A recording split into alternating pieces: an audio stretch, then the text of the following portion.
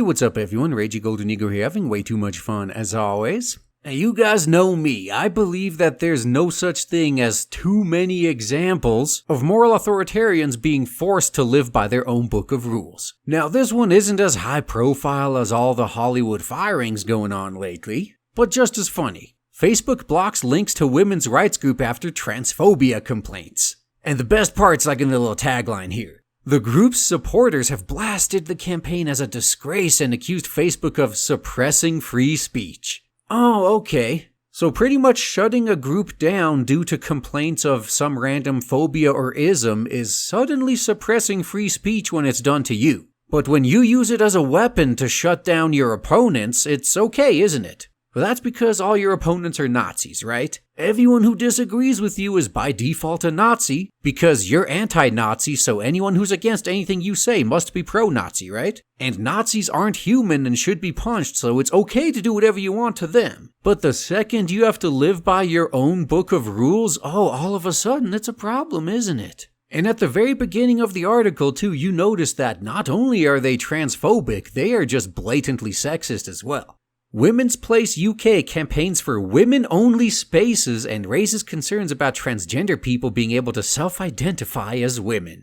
Okay, first of all, I actually don't have a problem with women-only spaces, but only if we're allowed to have men-only spaces. You have to allow both if you allow one. So if male-only spaces have to all be shut down, I refuse to support any women-only spaces. And this whole transgender people being able to self-identify as women? Aren't you the same people who keep preaching that gender's just a social construct and there's no difference between men and women? If that's the case, then by your own standards, you literally are being transphobic. But now that I think about it, these feminists are probably TERFs, or trans-exclusionary radical feminists. So pretty much transphobic feminists. Not only are they sexist against men, but they're transphobic as well. Yet for the most part, they still get a free pass because they're on the right side of history. And this line here from one of their representatives is just gold. Judith Green of Women's Place UK told The Times it was difficult to contact Facebook to discuss why it has blocked the links. Oh my god, poor thing. Her group has been, in her opinion anyway, blocked unfairly and she's not able to contact anyone to talk to them about it? What, are you expecting some special treatment? This is what all the rest of us have to go through. Put on your big girl panties and deal with it.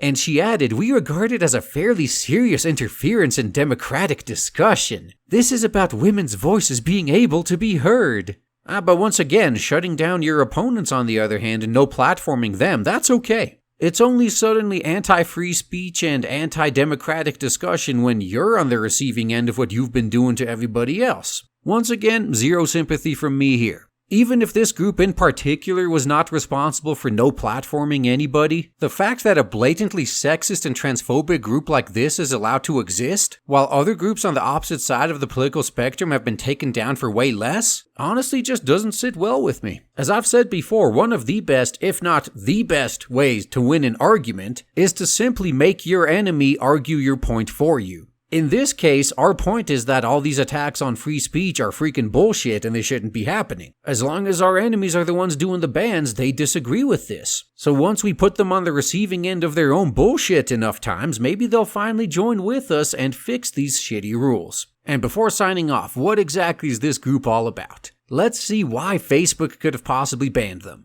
Women's Place UK was formed in September 2017 in the wake of the government's pledge to amend the Gender Recognition Act, allowing people to legally change their gender without medical approval. So yeah, it sounds like cut and dry transphobia to me by their standards. This is current year after all. If a man just wakes up one day and wants to decide he identifies as a woman now, who are you to stop him? Biology is a social construct, and if you say otherwise, you're a bigot. That's pretty much what people like me have been getting told for the past at least 5 or so years. So why is it so hard for the other side to follow their own rules? It's almost as if they never believed any of this shit to begin with and were only using it to silence and deplatform the opposition.